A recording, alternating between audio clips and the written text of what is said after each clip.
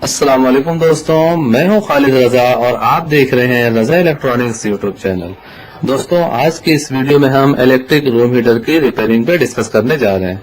जैसा कि यहाँ पे हमारे पास 2 रॉड वाला इलेक्ट्रिक रूम हीटर है और ये खराब हो गया है। दोस्तों, अब हम इस रूम हीटर को पूरी तरह से ओपन करेंगे, इसमें देखेंगे क्या फॉल्ट है, उस फॉल्ट को दुरुस्त करेंगे और इसके तरीकेकार आपसे डिस्कस करेंगे। तो आप दोस्तों से यही गुजारिश है कि इस वीडियो को एंड तक देखें कि बात की पूरी समझ आ सके। तो चलिए बिना देर किए काम शुरू करते हैं। दोस्तों, सबसे पहले हमें इस रूम हीटर के स्टैंड को निकालना है, जैसा कि आसानी से निकल जाता है। इसके बाद इसके बैक साइड में लगे हुए स्क्रू को खोलना है। स्क्रू खोलने के बाद हम इसे ओपन करेंगे और जैसा कि आप अंदर साइड पे देख रहे हैं कि यहाँ पे एक टीन का कवर बना हुआ है। इस टीन के कवर में रॉड फिट होता है। इसमें चीनी मिट्टी के 2 कंडक्टर बने हुए होते हैं दोनों साइड पे, जिसमें जाकर ये रॉड लगता है। ये इलेक्ट्रिक रॉड आमतौर पे 400 वाट का होता है। जैसा कि 2 रॉड लगे हुए हैं तो ये रूम हीटर 800 वाट का है। इसके अंदर स्पेशल टाइप का एक हीटर का वायर लगा हुआ होता है।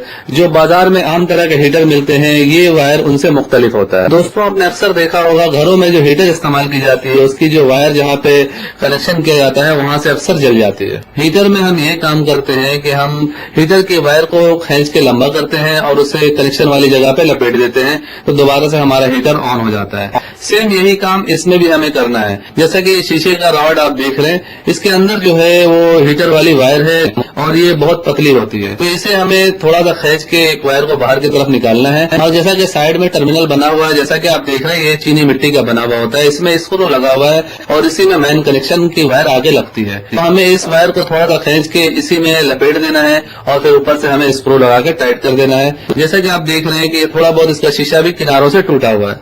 ये शीशा स्पेशल डिजाइन किया जाता है हीट के हिसाब से। जैसा कि हमने इसे पूरी तरह से ओपन कर दिया है, इसके जो टर्मिनल है जहाँ पे इसके वायर लगे हुए होते हैं उसे हमने खोल लिया है। तो यहाँ पे आप देख सकते हैं ये वायर टूटी हुई है।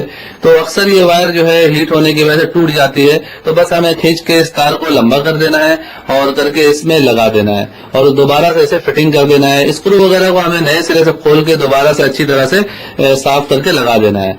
बस इतना ही सा काम इसमें होता है। तो चलिए हम जल्दी के साथ इस प्रोसेस को पूरा कर लेते हैं।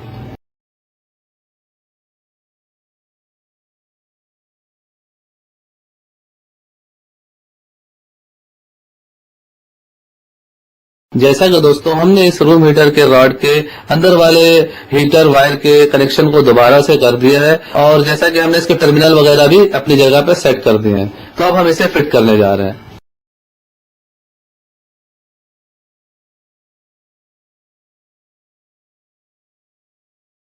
और जैसा कि यहाँ पे एक स्विच लगा हुआ है, इस स्विच के जरिए हम इस रूम हीटर के रॉड को ऑन ऑफ करेंगे और जरूरत के तहत अपनी मर्जी से जब चाहेंगे एक रॉड यूज करेंगे या दोनों रॉड को एक साथ ऑन कर देंगे। दोस्तों, हमने इस इलेक्ट्रिक रूम हीटर को कम्प्लीटली रिपेयर कर दिया है और अब हम इसे चला के चेक करने जा रहे हैं। जैसे कि दोस्तों हमारा ये रूम हीटर यहाँ पे हमें प्रॉपर तरीके से वर्क करता हुआ नजर आ रहा है। इसका मतलब ये है कि ये बिल्कुल ठीक हो चुका है।